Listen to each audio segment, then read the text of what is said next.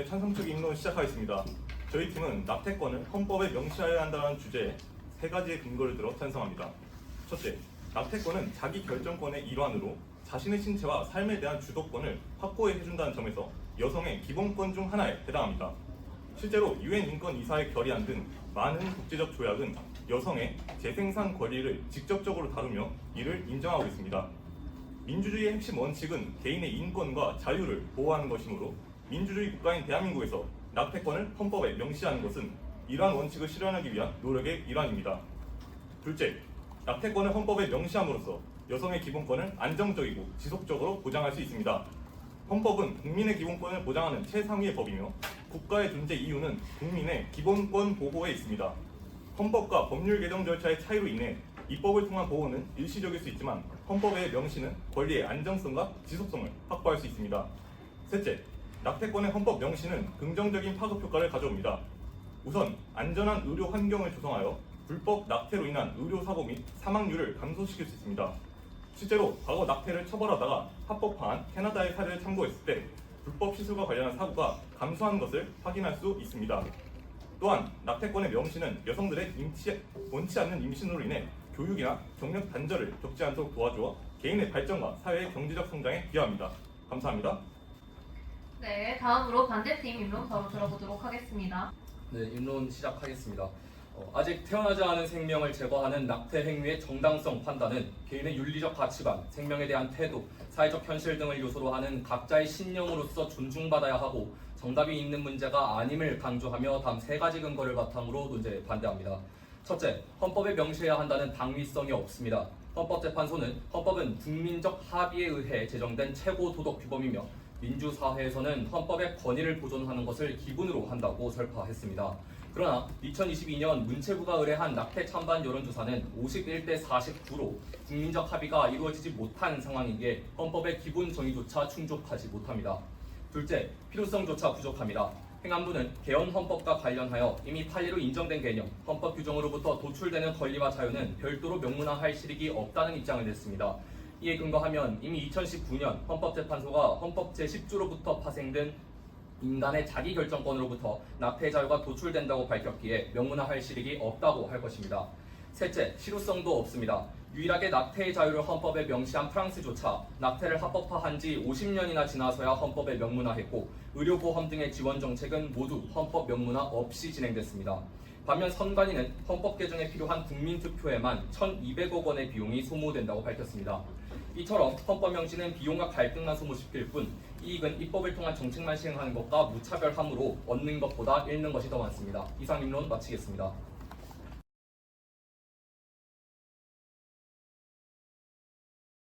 네, 다음으로 자유토론으로 넘어가도록 하겠습니다. 자유토론은 찬성팀 먼저 발언 시작해 주시면 됩니다. 네, 먼저 반대 측에게 한 가지 여쭤보도록 하겠습니다. 혹시 낙태의 자유가 여성의 기본권이라는 데 동의하시는지 여쭤보고 싶습니다. 기본권에는 도달하지 못한다고 생각합니다.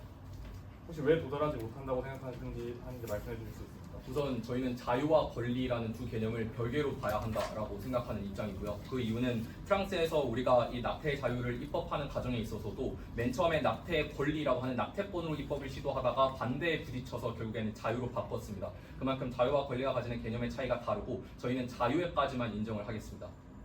네, 저희는 자유까지 인정해 준다고 말씀을 해주셨는데 바로 그 자유이기 때문에 낙태권을 헌법에 명시해야 한다라고 말씀을 드리는 것입니다. 낙태권은 단순히 여성 혼자서 임신을 중단하는 권리가 아니고 태아의 생명권과도 밀접하게 관련이 있는 매우 예민하고 중대한 사안입니다.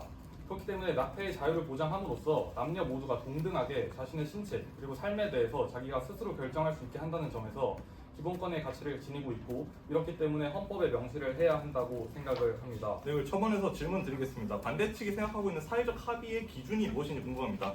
최근에 실시됐던 한국 리서치에서 24년 여론조사에 의하면 낙태를 전면 금지하는 여론은 10%밖에 되지 않는데 이 정도면 충분한 사회적 합의가 이루어졌다고 볼 수 있지 않겠습니까? 답변 드리겠습니다. 저희는 낙태를 전면적으로 금지해야 된다는 주장을 하는 것이 아닙니다. 저희도 조건부 낙태의 필요성에 대해서는 동감하지만 현재의 낙태를 해서는 안 된다는 여론이 49%나 되는 상황에서는 충분한 합의가 이루어지지 않고 있는 상황이라고 생각하고 있습니다. 네, 첨언 드리겠습니다. 말씀해 주신 대로 낙태권을 인정해 주신다고 하셨어요. 낙태의 자유가 아니라. 그러면 제가 여쭤보고 싶은 것은 우리가 헌법에 명시되어 있는 기본권이라고 하는 것은 일반적으로 그것을 제한한다는 전제하에 그 기본권을 설정하지는 않습니다. 헌법에 명시되어 있는 평등권, 자유권과 같은 것들은 우리가 제약을 하겠다라는 전제를 두고 그 권리를 설정한 것이 아니죠. 하지만 말씀하시는 데에 따르면 결국 낙태의 자유를 인정하나 그 낙태의 자유를 조건부적으로 설정하겠다라는 취지로 보이는데 결국 그러면 그 권리를 제약하겠다라는 전제하에 그 권리를 인정하시는 것과 크게 다르지 않습니다. 그게 기존에 명시되어 있는 헌법의 기본권과 어떤 차별성을 지니는지 정당화해 주시면 감사하겠습니다. 이상입니다. 애초에 낙태 문제라는 것은 여성의 자신의 신체에 대한 자기 결정권과 태아의 생명권이 얽혀 있는 문제이기 때문에 앞서 말씀해 주신 것과 같이 어느 정도 법률을 제한하는 것을 전제로 하여서 헌법에 명시하는 것이 옳다고 생각하는데 혹시 반대 측에서는 그럼 어떤 방식으로 낙태권을 보장할 것이라고 생각하시는지에 대해서 답변을 좀 듣고 싶습니다. 답변 드리겠습니다. 저희는 실질적인 법률을 개정함으로써 낙태의 자유를 실질적으로 보장할 수 있을 것이라고 생각합니다. 이것은 헌법 명시 없이도 가능한 절차이기 때문에 굳이 저희는 헌법 명시라는 절차가 필요하지 않다고 생각하고 있습니다. 구체적인 사례를 들어서 말씀드리면 낙태 결정 가능 기간을 늘려서 도입하는 것, 그리고 일부 사회경제적 사유의 낙태 허용, 그리고 모자보건법 제14조 개정 등의 실질적 법률 개정을 통해서 낙태 자유를 실질적으로 보장할 수 있을 것이라고 생각합니다. 첨언 드리겠습니다. 프랑스에서는 앞서 입론에서도 말씀드렸다시피 이러한 정책적인 것들을 헌법 명문화 없이 진행해 왔습니다. 프랑스의 낙태 합법화와 합헌 사이에는 50년의 간격이 있었고 그 50년 동안 기존의 정책들이 모두 이루어져 왔습니다. 찬성 측께서 이 부분을 확실하게 입증하시려면 입법뿐만이 아니라 헌법에 더했을 때 우리가 단순히 입법만 했을 때와 어떤 식의 차별성이 분명히 명확하게 존재하는지를 충분히 입증해 주셔야 합니다. 이상입니다. 네, 답변하겠습니다. 실질적인 법률 개정해서 해결하겠다라고 말씀해 주셨는데 2019년 헌법재판소의 헌법 불합치 판결 이후 5년이라는 시간이 흘렀지만 의회에서 입법 시도 6건밖에 있지 않았습니다. 그 6건의 시도마저도 국회에서 계류되어 있다가 폐기 처분이 된 사실이 있습니다. 그렇기 때문에 실질적으로 법률을 개정하겠다라고 말씀하시는 것은 그저 허황된 말씀이라고 답변을 드리고 싶고요. 그리고 헌법 명문화 없이 이루어졌다고 말씀하셨는데 이 부분도 결국엔 똑같습니다. 저희는 헌법에 그 낙태의 자유를 명시함으로써 추가적으로 입법 활동이 활발하게 이루어질 수 있는 촉진제 역할을 하도록 하자는 것이지 현재와 같은 입법 공백 상황에서 그 피해는 고스란히 의료진과 여성이 직접 겪고 있기 때문에 이 부분에 대한 해결 방안이라든지 구체적인 로드맵을 제시해 주셔야 될 것 같다는 말씀 드리겠습니다. 답변 드리겠습니다. 프랑스는 낙태의 자유를 헌법에 명시했으나 그 이후 헌법 명시한 7개월 이후에도 어떠한 개선 입법이 이루어지고 있지 않습니다. 프랑스 상원과 하원이 2024년 3월에 낙태의 자유에 대한 헌법 개정안을 통과시켰으나 그 이후에 7개월간의 낙태 행위 혹은 낙태 여성과 관련되어서 개선 입법이 된 프랑스의 법률은 없습니다. 따라서 개헌이 낙태 행위에 대해서 어떠한 실질적이고 능동적인 지원으로도 이루어지지 않은 것입니다. 아무런 근거도 없이 헌법에 명시한다는 것이 입법 동력으로서 역할을 수행할 수 있다고 주장하시는 것이 저희는 이해가 되지 않습니다. 저는 오히려 질문을 드리고 싶은 게 프랑스의 경우에는 낙태가 합법화된 지 50년 이후에 헌법에 명시되었다고 앞선 답변에서 답변을 해주셨습니다. 그렇다면 우리나라 상황이 다른 것 아니겠습니까? 거기는 이미 50년 동안 제도가 정비된 이후에 헌법에 명시된 것이니까 7개월 지났음에도 불구하고 이런 추가적인 개정이 없었던 것이고요. 우리나라 같은 경우에는 지금 입법 공백 상태이기 때문에 헌법에 명시됐을 때 그 효과가 다르다고 볼 수 있겠습니다. 그리고 저는 질문을 드리고 싶은 게 이제 아까 뭐 입법과 헌법의 차이를 말씀해 주셔야 된다고 얘기를 하셨어요. 그럼 저희는 오히려 역으로 또 묻고 싶은 게 입법이 가지고 있는 한계점들이 또 분명히 있습니다. 이 부분에는 동의하실 겁니다. 입법이 가지고 있는 한계 좀 설명을 드리자면은 뭐 헌법 같은 경우에는 헌법 개정 절차가 굉장히 까다롭습니다. 이 국회에서 통과를 해야 될 뿐만 아니라 그 통과도 3분의 2 이상의 동의를 얻어야 되고 국민투표 절차를 거쳐야 합니다. 그러나 입법 같은 경우에는 국회의원의 2분의 1만 동의하면 이 통과가 됩니다. 그럴 때 이런 입법의 한계, 이 낙태권이 제대로 보장되지 않는 입법의 한계, 지금 미국에서도 트럼프가 되면서 굉장히 그런 낙태권이 보장되지 못하고 있지 않습니까? 우리나라도 어떤 정치인이 대통령이 되었을 때 아니면 어떤 그런 국회의원의 리더라든지 이런 사람들이 그런 여론을 몰고 가서 여성의 낙태권을 제대로 보장하지 못했을 때 그런 상황에서 입법의 한계점들을 어떻게 극복할 것인지에 대한 대안을 구체적이고 명확하게 제시해 줬으면 좋겠습니다. 네, 질문이 한 번에 너무 많이 들어와서 차차 정리를 하면서 한번 살펴보겠습니다. 우선 첫 번째로 입법에 한계가 있다라는 점을 지적을 해주셨어요. 근데 우리가 낙태죄에 대해서 합헌 판결을 내렸던 대법관의 논거를 한번 살펴보면 임신한 여성의 자기결정권, 즉 낙태의 자유를 제한하고 있음을 전제로 하여 판단하기로 한다라고 설시하고 합헌의 결론에 다다르고 있습니다. 이는 무엇을 의미하냐면 낙태죄에 대하여 합헌 판결을 내린 판사가 논거를 제시하는 과정에서 여성에게 낙태의 자유가 있음을 전제한 뒤에 그런 결론을 도출했다는 얘기죠. 지금 말씀해주시는 뭐 판사가의 정치적 중립성 그리고 계속해서 뭐 헌법 개정의 어려움들을 말씀하시고 계신데 결국에는 판사가 자유롭게 그것을 결정을 통해서 바꾸는 것을 방지하기 위한 목적에서 그 취지를 골자로 하고 있을 것입니다. 하지만 저희가 지금 말씀드리고자 하는 것은 단순히 헌법에 이러한 자유를 명시한다고 해서 그런 문제가 생기지 않는 게 아니라는 것을 의미하는 겁니다. 당장 기존의 헌재 판례에서조차 낙태죄의 합헌 판결을 내렸던 대법관은 그것을 인정하고서도 동일한 결론을 도출했으니까요.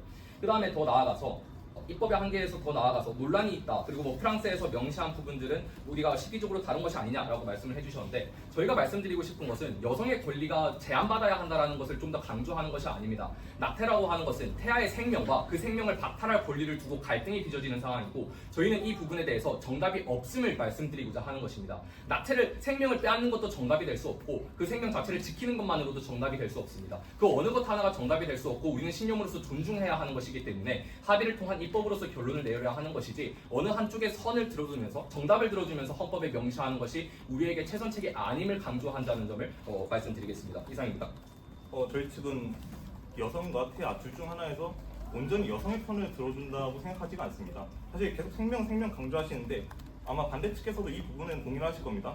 그러니까 아기가 임신했을 때 임신 과정을 살펴보면요, 처음에는 이 세포 덩어리에 불과했던 게 점차 그 발달 과정에서 하나의 인간의 형태를 갖추어갑니다. 그렇다면 이 발달 과정에서 세포에서 사람으로 넘어가는 순간이 있다는 것인데 우리 법에서는 사람만이 권리를 갖습니다. 그러니까 생명권이라는 것 역시 사람만이 가질 수 있는 것이죠. 그럼 이 기간을 어떻게 나누느냐에 따라서 이 여성의 권리만이 온전하게 보장될 수 있는 것이고, 그리고 그 전에는 태아의 생명권이라는 건 애초에 존재하지가 않기 때문에 침해할 수가 없습니다. 권리가 존재해야지 침해하는 것이죠. 그러니까 반대측은 지금 잘못된 논증을 하고 계신 것입니다.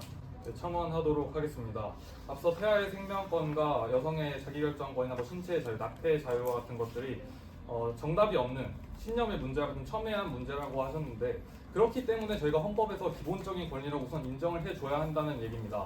헌법에서 인정을 해주지 않으면 추후에 이루어지는 입법 과정이나 정책이 이루어지는 과정에서 문제가 생길 수 있기 때문에 헌법에서 이러한 기본적인 여성의 낙태의 자유를 충분히 인정을 해줘야 한다라는 말씀을 드리도록 하겠습니다. 네, 마지막으로 조그만 첨언을 하자면은 입법을 통해서도 충분히 그런 기본권이 보장이 되겠지만 이 기본권 자체를 가장 기본적으로 규정하고 있는 최상위의 법인 헌법에 명시되었을 때 그 기본권 보장의 정도가 다르다는 말을 드리면서 저희 측 끝내겠습니다. 네, 반론 시작하겠습니다. 우선 찬성 측에서 태아의 생명권은 존재하는 게 아니다라고 말씀을 해주셨는데 이미 헌법재판소에서 태아를 비롯한 인간 전원은 생명권을 가진다라고 설치한 바 있고요. 이 부분은 지적드리겠습니다. 그 다음에 두 번째로 낙태의 자유를 저희가 생명을 강조한 적은 없고요. 단 한 번 태아의 생명권 같은 것들이 비교되어서는 안 된다라는 것을 주장을 하는 거고, 저희가 말씀드리고 싶은 것은 낙태의 조건부적 허용이라는 것을 입법을 통해서 시행해야 하는 것이지 그것을 헌법에다 명시해서 특히 이미 제한을 할 것이고 제약을 할 것이라는 전제하에 그 낙태의 자유를 헌법에 명시해서 우리가 얻는 실익이 무엇인가를 입증해 주셔야 한다는 겁니다. 지금 낙태권이 굉장히 중요한 기본권이다라고만 말씀을 해주셨는데 제가 앞서 질문을 드렸었던 헌법에 명시되어 있는 다른 기본권들과 분명히 제약을 받는다는 점에서 차별성이 있고 그 차별성을 어떻게 정당화해야 하는가를 입증 부탁드렸는데 그 부분에 대한 설명은 존재하지 않으셨습니다. 그저 이 부분이 중요한 기본권이고 그렇기 때문에 헌법에 써야 한다라는 일관된 논리로 가져가고 있는데, 일단 이 논거가 제대로 성립하려면 철제 그 낙태에 대한 행위의 정당성이 사회적으로 모두 합의되어야 합니다. 낙태의 자유라는 것이 헌법에 명시되었을 때 그 부분에 대해서 반대하거나 반발하는 사람이 많아서는 안 되죠. 근데 저희는 말씀드렸습니다만 여론조사에서의 문제도 있고 또 다른 전 세계를 모두 모아봐도 헌법에 명시한 나라는 프랑스 하나가 유일합니다. 왜 우리가 그런 판단을 하고 있는지, 왜 다른 사람들은 사회적 갈등, 지금 말씀해 주시는 거는 헌법에 써놓은 다음에 사회적 갈등을 합의하면 된다라고 말씀을 하시는데 헌법의 정의 자체가 국민적 합의를 거친 내용을 헌법에 쓰게 되어 있습니다. 그 헌법의 정의 자체를 스스로 모순적으로 정의하시면서 논리를 펼치시는 것은 그저 반대를 위한 반대밖에 되지 않는다, 이런 말씀 드리겠습니다. 이상입니다. 사회가 법을 바꿀 수도 있지만 법이 사회를 바꾸는 경우도 있습니다. 대표적인 사례로 여성의 참정권 제도가 도입된 경우라든지 남아프리카 공화국의 인종차별 정책인 아파르트헤이트 차별 제도의 폐지와 같은 경우를 예로 들 수 있을 텐데, 우선 이 인종차별제도 폐지와 관련해서 당시 국민투표에서 남아프리카 공화국의 국민투표에서 반대 여론이 31%에 이르렀습니다. 반대 여론이 충분히 크다고 말을 할 수 있겠죠. 그렇지만 이 제도는 결국 도입이 되었고 이 법이 먼저 변화되고 사회가 충분히 합의에 이르러서 현재는 전혀 이상하지 않은 당연한 권리로 인정을 받고 있다는 점을 말씀드리도록 하겠습니다. 추가적으로 말씀드릴 것이 헌법에 명시를 하는 과정에서 사회적 합의를 충분히 도출해낼 수 있습니다. 그 이유는 헌법 개정 절차를 봤을 때 헌법 개정과 관련된 논의가 이루어지게 된다면 사회적으로 굉장히 큰 이슈가 되고 이로 인해서 국민적인 관심도도 굉장히 커집니다. 그렇기 때문에 관련된 공청회나 토론회 등이 활발하게 이루어질 것이고요. 추가적으로 국회에서 의결도 해야 되며 국민투표 과정을 거쳐야 되기 때문에 이 많은 과정을 거치면서 충분히 사회적 합의가 이루어질 수 있는 문제라고 생각합니다. 네, 첨언을 하겠습니다. 그 반대 측에서 좀 오해하고 있는 부분이 계신데 저희 태아의 생명권을 완전히 부정하는 것이 아니라 이 태아가 원래는 세포에서 인간의 과정을 발달하는 과정 중에서 특정 부분까지는 이게 인간으로서 인정될 수 없다라고 말씀을 드린 것이기 때문에 완전히 그 생명권을 부정한 것이 아니라고 말씀을 드리고요. 얻는 실익이 무엇이냐 계속 물으십니다. 헌법에 이렇게 기본권으로 등재되게 될 시에는 국회에서 입법 의무가 생기게 됩니다. 그렇다면 현재 입법 의무가 없는 상황에서 지금 국회의원들이 입법을 위해서 노력을 제대로 하고 있습니까? 아니라고 생각합니다. 저희 부분. 그리고 정당성에 대해서 계속 얘기를 하시는데 아까 저희가 맨 처음에 말했던 한국 리서치에서 24년 5월에 조사했던 여론조사에서는 그런 낙태의 자유를 전문적으로 금지하자는 여론이 10%밖에 없었기 때문에 이미 충분한 사회적 합의가 이루어진 수준이라고 저희 팀은 보고 있습니다. 답변 드리도록 하겠습니다. 저희도 법이 변화할 때 사회가 변화할 수 있는 가능성에 대해서는 인정하지만 그 법의 변화를 입법의 변화를 통해서 가능하다고 생각합니다. 역시 헌법 개정은 실효성이 없다고 생각하고 그리고 아까 그 기본권으로 등재될 시에 관련된 입법이 의무화된다고 말씀하셨는데 이미 2019년에 헌법재판소가 헌법불합치 결정을 하였을 때도 국회에는 개선 의무가 부과되었습니다. 그러나 국회는 여러 사회적 합의가 되어 있지 않고 그에 따른 비판 여론을 두려워해서 이행을 하지 않았던 것입니다.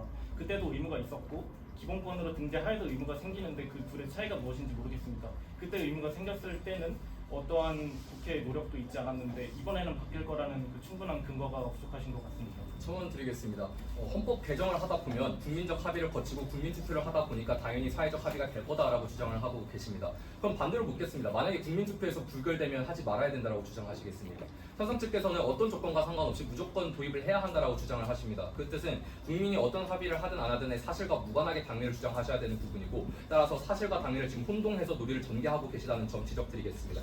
그 다음에 추가적으로 법이 사회를 바꿔야 한다 이런 것들에 대해서 말씀을 해주셨는데 제가 말씀드리고 싶은 것이 낙태 행위의 정당성이라는 것 자체가 여러 가지의 영향을 받게 됩니다. 생명에 대한 윤리적 태도 그리고 인공 배아의 기술이 어떻게 발전하는지 또 생명의 유전자 편집과 관련한 기술이 어떻게 발전하는지에 따라 낙태가 옳으냐 그르냐는 계속해서 생각이 다르게 되겠죠. 그 부분을 저희가 강조드리고 싶은 것입니다. 이상입니다. 저희가 묻고 싶은 것은 그래서 결국 입법의 변화가 이루어졌냐는 것입니다. 지난 5년 동안 입법 공백이 해결되지 않고 있는 상태고 그로 인해서 36주 낙태 브이로그와 같은 사건도 사회적 이슈로 불거진 것입니다. 반대 측에서는 입법 활동을 촉진할 수 있는 다른 대안이라든지 구체적인 방안을 말씀해 주시면 좋을 것 같고요. 그리고 헌법 명시 과정에서 그 국민투표에서 만약에 부결이 되면 하지 않을 것이냐라고 여쭤봐 주셨는데 애초에 그 헌법 명시를 하는 과정에서 저희는 충분히 사회적으로 논의가 이루어지고 낙태의 자유라는 기본권에 대한 여성의 중요한 권리에 대한 논의가 충분히 이루어질 수 있다고 생각합니다. 애초에 첨언을 하자면 애초에 저희 팀이 주장하고 있는 것은 낙태의 자유를 무제한적으로 허용하자는 것이 아니라 아까 토론 맨 처음에 얘기했듯이 이제 만약 헌법에 명시하게 된다면은 여성의 낙태의 자유를 허용하되 뭐 법률에 의해 제한을 받는다 뭐 이런 식으로 헌법에 명시하게 되겠죠. 그런 식이기 때문에 이미 여론조사에서도 전면 금지 10%라는 여론이 나온 순간에서 국민투표에서 부결될 가능성이 거의 없다고 생각합니다. 네, 답변 드리겠습니다. 우선 낙태의 전면 금지에 대해서 10%밖에 제한한다. 저희도 그 부분에 대한 사실이 있음을 인정합니다. 여기 계신 분들 중에 낙태를 전면적으로 금지하는 데 동의하시는 분이 적진 않겠죠. 저희도 조건부적으로 동의를 합니다. 다만 중요한 것은 여기서 지금 찬성 측이 주장하는 건 낙태권이 본인 근본적인 기본권이라고 주장을 한다는 것입니다. 기본권이라고 하는 것은 어떤 사회적인 상황 내지는 특수한 예외적인 상황에서만 그 제한을 인정하는 것이고 그렇지 않은 이상 그 기본권을 최대한 존중해주는 것. 우리가 기본권을 최소한으로 침해하고 다른 사람의 기본권을 최대한으로 보호한다. 우리가 헌법을 공부할 때 가장 먼저 배우는 것 아니겠습니까? 근데 지금 그것을 말씀하시면서 당장 그 기본권은 당연히 제한받아야 한다라는 전제를 두고 이것이 가장 중요한 기본권이다라고 말씀을 하시는 것부터가 이미 그 전제가 잘못됐음을 입증하시는 것이고요. 또 주민투표를 거치다 보면 당연히 기본권이니까 사회적 합의가 어떻게 잘 되겠다라고 말씀을 하셨습니다. 근데 저희는 이 사회적 합의라고 하는 것이 대단히 어렵다라는 것을 계속해서 강조드리고 있는 것입니다. 우리가 낙태와 관련한 논의를 한 지 수많은 세월이 흘렀지만 지금도 51대 49라는 양부 의견이 양분되는 상황이 되어 있고 전 세계에서도 어떤 나라는 낙태를 합법화하고 어떤 나라는 낙태를 비법 범죄화하는 식의 계속해서 상반된 영향을 보여주고 있습니다. 그 과정에서 과연 국민투표가 어떤 식으로 국민을 어떻게 합의할 것인지도 확인할 수 없는 것이고, 근데 그저 기본권이 중요하니까 국민적 합의가 어떻게 될 거다라고 하는 것은 그저 푸른 청사진을 꾸며놓고 전제에 맞춰서 논리를 전개하시는 것으로밖에 보이지 않습니다. 말씀하시고 계시는 그 현실이 사회적 갈등이 둘러싸여 있고 계속해서 낙태와 관련된 의견의 갈등이 분쟁이 심하다라는 그 사실을 염두에 두시고, 또 한 가지 더, 헌법은 국민적 합의에 전제하여서만 정의되어야 한다라는 그 헌법재판소의 판시를 반드시 유념하면서 고려해 주셨으면 좋겠습니다. 이상입니다. 계속해서 기본권을 얘기를 하시면서 뭐 제한을 전제로 보장되는 기본권이 있을 수가 있겠냐, 이게 말이 되냐라는 식으로 논증을 하고 계신데, 저희가 처음부터 얘기를 해드렸습니다. 현재 이 낙태라는 문제는 애초에 태아의 생명권과 여성의 자기 결정권, 이 두 개가 중첩된 종합된 문제이기 때문에 애초에 이런 기본권을 서술함에 있어서 당연히 제한을 전제로 보장할 수밖에 없는 것입니다. 이걸 제한을 전제로 서술하지 않으면은 그냥 아까 말했던 그 태아의 생명권을 존중하지 않는 것이냐, 이게 되는 거죠. 그냥 무제한적으로 허용하게 되는 것이니까요. 기본권이라는 것이 무엇입니까? 헌법에 의해 보장되는 국민의 기본적 권리와 자유입니다. 인간의 존엄성과 가치 실현을 위해 필수적으로 보장되어야 하는 것이 기본권입니다. 그런데 원치 않는 임신을 한 여성들, 꼭 아이를 낳아야 하나요? 그 임신함으로 인해서 발생하게 되는 교육 단절, 경력 단절, 그리고 신체적 피해 어떻게 보상할 겁니까?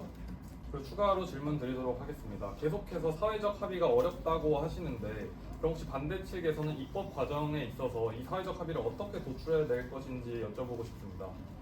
그럼 답변 드리겠습니다. 우선 헌법 없이 입법만으로 어떻게 그런 정책들, 여성을 위한 정책들을 할 것이냐라고 질문하셨습니다. 저희는 계속해서 말씀드리지만 프랑스는 헌법에 쓰지 않고도 이미 50년 동안 입법과 행정만을 통해서 그 정도의 복지 정책을 가져왔습니다. 한국도 그에 미치지 못할 것이라는 보장을 할 수 없고요. 그 다음에 두 번째로 뭐 입법을 통해 어떻게 보장하는 것과 이런 것들을 모두 별개로 하고, 결국에 우리가 낙태라고 하는 것은 태아의 생명을 가지고 어떻게 결정할 것이냐를 논의하는 것입니다. 당장 제가 지금 여기서 낙태에 찬성합니다라고 말을 하다가도 제가 특수한 경험을 한 뒤에 10년 뒤에 저는 낙태하면 안 될 것 같아요라고 반대하는, 즉 제 스스로가 개인적인 경험에 의해서 의견을 바꿔도 전혀 이상하지 않은 문제이고 쟁점이죠. 쉽게 얘기하면 정답은 없는 것이고, 누군가에게 아무리 소중한 기본권이라고 해도 그것이 더 우위에 있음을 정답처럼 선언해서 국가 통치 규범으로서 삼을 만한 가장 중요성이 있는가, 그 부분을 저는 여러분께 진지하게 고찰해 주실 것을 부탁드립니다. 이상입니다. 네, 반대팀은 시간이 끝나고 찬성팀 1분 26초 사용해 주시면 됩니다. 네, 저희는 우선 낙태의 자유와 태아의 생명권이 무엇이 우위에 있다라고 논하는 것이 아니고, 어떤 것이 그 두 가지 권리가 모두 보장받아야 한다라는 점에서 말씀을 드린 것입니다. 앞서 말씀드렸다시피 낙태의 자유는 여성의 건강과 신체와 굉장히 밀접한 관련이 있습니다. 그런데 이처럼 중요한 기본권으로 인정받을 수 있는 낙태의 자유가 헌법적인 근거로 보장을 받음으로써 태아의 생명권과 이 균형을 논의하는 배경이 되어야 한다는 이야기입니다. 네, 그리고 첨언을 하겠습니다. 그 헌법을 계속 얘기를 하시면서 그런 낙태 권리가 국가 통치의 원리로 쓰일 수 있겠냐라고 말하십니다. 물론 헌법이 국가 통치의 원리, 그리고 국가기관의 구성, 그 구성의 관계에 대해서 논하는 것도 맞지만, 역시 국민의 기본적 권리와 자유에 대해서 논하는 것도 맞습니다. 그리고 헌법과 입법의 차이점에 대해서도 한 가지 더 얘기를 하고 싶은 게, 헌법에 기반한 권리는 위헌 심판 등을 통해서 이러한 사법적인 구제를 강력하게 보장받을 수가 있습니다. 이는 개인이 자신의 권리를 침해당했을 때 효과적으로 국가로부터 법적 구제를 받을 수 있는 것이죠. 현재 같은 입법 공백 상황에서 굉장히 피해를 보고 있는 많은 원치 않는 임신을 한 여성들이 많습니다. 특히 미성년자의 경우에는 아직까지도 이 낙태를 하기 위해서는 산부인과에서 부모님의 동의를 요구합니다. 그러나 이 미성년자 같은 경우에는 부모님의 동의가 없으면 그냥 그 애를 낳아야 합니다. 어떻게 보면 국가가 입법 부작위로 인해서 피해를 본 당사자인 거죠. 그렇게 되면은 이 낙태권이 헌법의 기본권으로서 명시가 되게 되었을 때 이렇게 억울한 피해자들을 사법적으로 구제하는 것도 역시 더 강화가 된다, 이렇게 말씀을 드릴 수 있는 것입니다. 네, 찬성팀 발언 시간도 모두 끝이 났습니다. 다음으로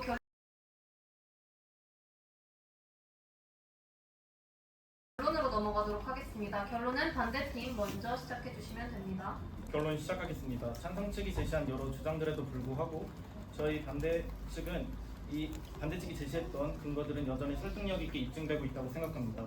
찬성 측조차도 낙태의 자유를 헌법에 명시해야 되는 이유가 무엇인지, 또 어떠한 국민적 합의 없이 낙태의 자유를 헌법에 명시하는 것이 우리 사회에 어떠한 영향을 줄 것인지에 대해서 명확하게 이해하고 있지 못합니다. 그리고 어떠한 과정을 통해서 헌법의 개정이 자기 결정권을 보장할 수 있는 수단이 될 수 있는지 또 명확하게 설명하지 못하고 있습니다. 저희 반대 측이 생각하는 자기 결정권을 실질적으로 보장하는 방법으로서 상식적 조치에 불과한 헌법의 개정 없이도 구체적인 낙태 관련 법률 개정을 충분히 진행할 수 있다고 생각합니다. 우리는 낙태에 대해서 어떠한 생각이라도 가질 수 있습니다. 낙태를 찬성하든 반대하든 우리가 가진 의견은 신념 그 자체로서 존중받아야 된다고 생각합니다. 어떠한 판단도 헌법에 의해서 정답으로 간주되어서는 안 되고 반대로 어떠한 신념도 헌법에 의해서 오답으로 간주되어서는 안 됩니다. 이번 토론을 하면서 헌법과 낙태라는 단어가 너무 많이 남용이 되어서 이 단어들이 주는 무게감을 우리가 잊어버린 게 아닐지 두렵습니다. 낙태의 자유를 헌법에 명시해야 된다라는 문제의 뜻을 직접적으로 풀어보면 대한민국 통치 최고 규범에 태아의 생명을 의도적으로 박탈할 자유의 힘을 인정해주고 그 행위에 면죄부를 주는 것과 같다고 생각합니다. 우리가 과연 이러한 행위의 정당성을 한 채 의심 없이 확신할 수 있을까요? 저희는 그렇지 않다고 생각합니다. 낙태의 자유를 네, 반대팀 결론 여기까지 듣도록 하겠습니다. 다음으로 찬성팀 결론 시작해 주시면 됩니다. 네, 오늘 찬성 측과 반대 측은 낙태의 자유와 태아의 생명권이 균형을 이루기 위해 노력해야 한다는 부분에 대해서는 합의에 이르렀습니다. 그러나 헌법에 명시를 하지 않아도 입법으로만 해결이 가능한다라고 반대 측에서 말씀을 해주셨는데 구체적인 로드맵을 제시한 부분이 전혀 없습니다. 단순히 입법만으로 헌법이 아니라 입법으로 가능하다라고 본인들의 의견에 긍정적인 이야기만 하고 계시고 그리고 여성의 건강과 신체의 자유와 낙태의 자유는 굉장히 밀접한 연관이 있습니다. 그렇기 때문에 저희는 헌법에 이를 명시함으로써 추후 더 많은 입법 활동이 활발하게 이루어질 수 있도록 하는 방안을 제시했습니다. 사회적 합의와 같은 경우에도 저희는 참정권이나 인종차별제도 폐지와 같은 사례를 들어 충분히 법이 변한 뒤에 사회가 변할 수 있다는 점을 언급해 드렸습니다. 낙태의 자유를 헌법에 명시하는 것은 관련 법률 입반에 확실한 기반이 될 뿐만 아니라 여성의 낙태의 자유라는 권리를 보다 안정적이고 입법 변화에 영향을 받지 않고 지속적으로 보장할 수 있는 기본권으로 국가가 방향을 설정해야 한다고 생각합니다. 또한 이는 법적 혼란을 해소하는 중요한 첫 걸음이라고 볼 수 있습니다. 출산은 여성의 삶에 있어 굉장히 중요한 사안입니다. 그렇기 때문에 국가가 앞장서서 여성의 자기결정권과 신체의 자유와 밀접한 관련이 있는 낙태의 자유를 반드시 헌법적 권리로 보호해야 한다라고 주장합니다. 또한 헌법에 명시된 낙태권은 태아의 생명권에 대한 사회적 논의와 조화를 이루어 자유롭고 평등한 사회를 만드는 기반이 될 것이라 확신합니다. 이상입니다. 찬성팀 결론까지 모두 들어보았고 이번 토론 이것으로 마치도록 하겠습니다. 수고하셨습니다.